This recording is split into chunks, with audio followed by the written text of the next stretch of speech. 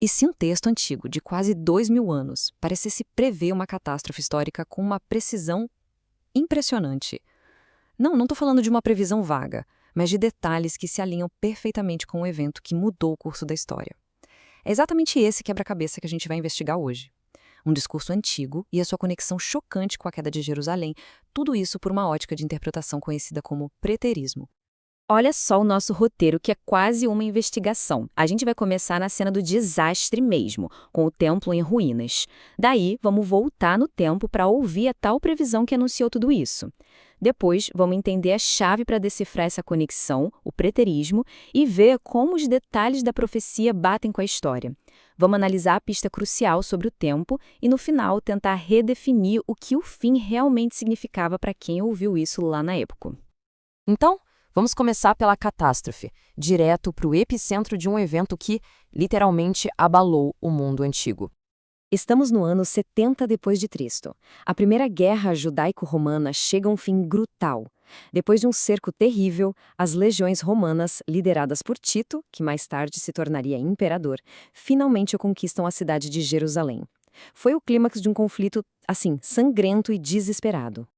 E bem no coração da cidade, o magnífico Templo de Herodes, que era o centro da vida religiosa, cultural e nacional judaica por séculos, foi completamente saqueado e incendiado.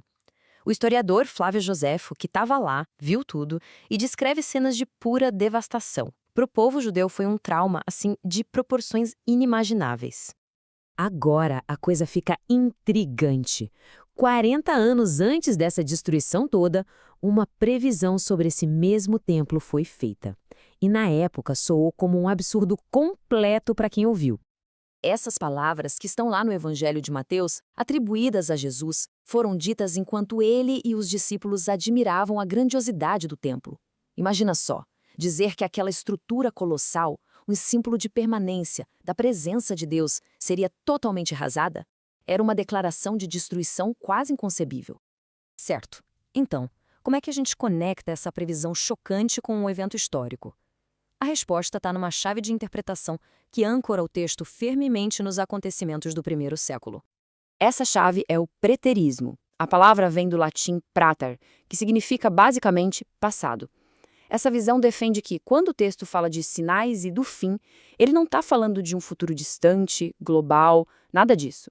Ele está se referindo a eventos que estavam prestes a acontecer para aquela geração e que culminariam na guerra contra Roma.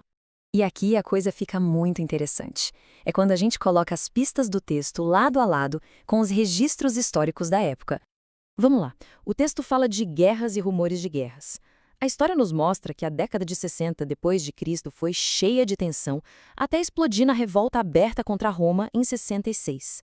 O texto também fala de fomes, e Joséfo descreve com detalhes gráficos a fome extrema dentro de Jerusalém durante o cerco. As correspondências são notáveis. O texto ainda menciona a abominação da desolação. Na interpretação preterista, isso aponta direto para os exércitos romanos cercando a cidade santa e profanando o templo com seus estandartes, que eram considerados pagãos. E o aviso para fugir para os montes vira um conselho prático, de vida ou morte. Quem seguiu esse conselho e saiu da Judeia antes do cerco final, sobreviveu. Quem ficou, pereceu. Tá, mas e as estrelas caindo, o sol escurecendo? Então, a visão preterista argumenta que isso é linguagem apocalíptica simbólica. Na literatura judaica daquela época, era super comum descrever a queda de reinos ou grandes mudanças de poder com essas imagens cósmicas. Não era sobre o fim do universo, mas sim sobre o colapso de uma ordem mundial, nesse caso, o fim da Era do Templo. Só que o argumento preterista tem um pilar central, uma pista de tempo bem específica no próprio texto que amarra tudo ao primeiro século. A grande questão é: quando? O texto dá um prazo? E a resposta é um surpreendente e explícito sim. O ponto crucial é esse versículo: não passará esta geração. Para os preteristas, essa é a prova definitiva. Não estaria se referindo a um tipo de pessoa ou a uma raça, mas sim à geração de pessoas que estava viva naquele exato momento que ouviu aquelas palavras. Pensa bem, a previsão foi feita por volta do ano 30. A destruição do templo aconteceu em 70. Dá um intervalo de mais ou menos 40 anos.